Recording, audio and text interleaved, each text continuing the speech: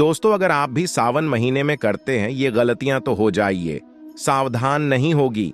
घर में धन हानि की समस्या। दोस्तों, जैसे कि सावन महीना प्रारंभ हो चुका है, यह महीना भगवान शिव का पावन महीना माना जाता है। चलिए दोस्तों, पहले आपको एक कथा के माध्यम से बताते क्यों सावन में भगवान शिव की पूजा करनी चाहिए। फिर बताते हैं कि सावन में हमें भूल कर भी ये काम नहीं करने चाहिए। अगर आप इस चैनल पर नए हैं और सनातन धर्म में रुचि रखते हैं तो चैनल को सब्सक्राइब करें, बेल को ऑल पर सेलेक्ट करें, अडास और कमेंट में जय शिव शंभू लिखें। मित्रों, एक समय की बात है। अमरपुर नामक एक नगर में अमीर साहूकार रहता था। उसके कोई संतान नहीं थी, जिस कारण वह बहुत दुखी रहता था।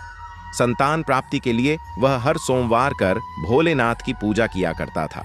संध्या के समय मंदिर में जाकर भगवान शिव के आगे घी का दीपक जलाया करता था।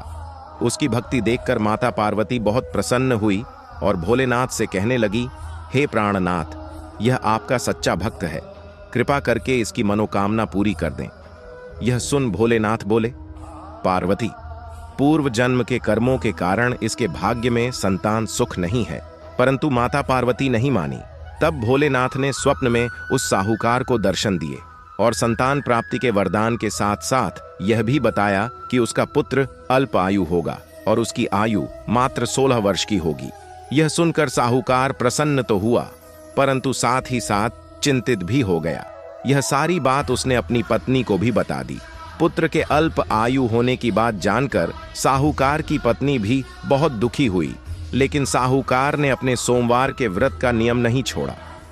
कुछ समय बाद साहूकार के घर में एक सुंदर पुत्र रत्न पैदा हुआ, जिसका नाम उन्होंने अमर रखा। अब अमर 11 वर्ष का हो गया था तो साहूकार ने उसे अपने मामा के साथ शिक्षा ग्रहण करने काशी भेज दिया।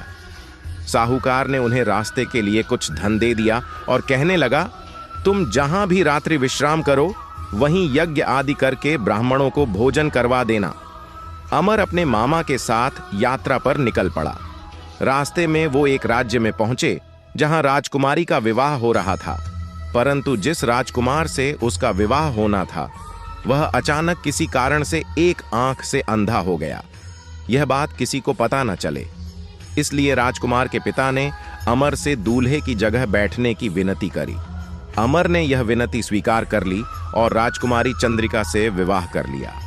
विदाई के समय अमर ने राजकुमारी चंद्रिका को सारी बात बता दी और उन्हें अपने पिता के घर छोड़कर काशी की ओर चल दिए। जब अमर 16 वर्ष का हो गया तब उन्होंने एक यज्ञ का आयोजन किया और यज्ञ के बाद ब्राह्मणों को भोजन कराया और अन्न और वस्त्र दान भी किए। उसी रात्रि निद्रा में अमर की मृत्यु हो गई। उसके मामा जोर जोर से रोने लगे।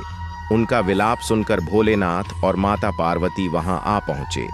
अमर के मामा का विलाप देखकर माता पार्वती भोलेनाथ से बोली, प्रभु, इस व्यक्ति के कष्ट को दूर कीजिए। तब भोलेनाथ बोले, पार्वती, ये वही साहूकार का बालक है जिसे 16 वर्ष तक जीवित रहने का वरदान मिला था। तब माता पार्वती ने भोलेनाथ से कहा, हे प्राणनाथ, इसके पिता 16 वर्ष से सोमवार का व्रत करते हुए आपको भोग लगाकर दीप प्रज्वलित करते हैं। कृपा कर उनके दुख दूर कीजिए। माता पार्वती की ऐसी प्रार्थना सुन भोलेनाथ ने अमर को जीवन वरदान दे दिया।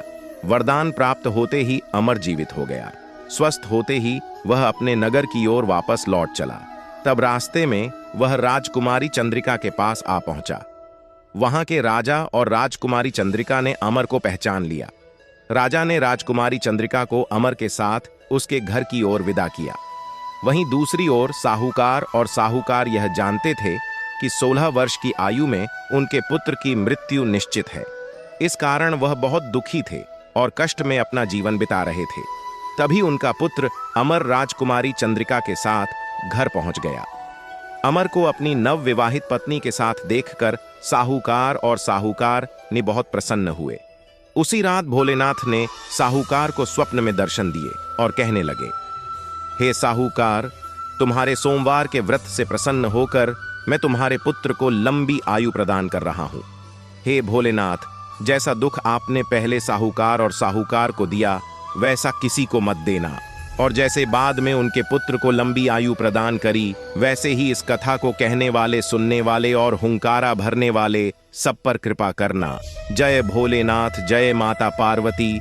अब मित्रों, सावन महीने न करने वाले कार्य मदिरा का सेवन न करे, मांसाहार भोजन न करे, देर तक सोए न आदि।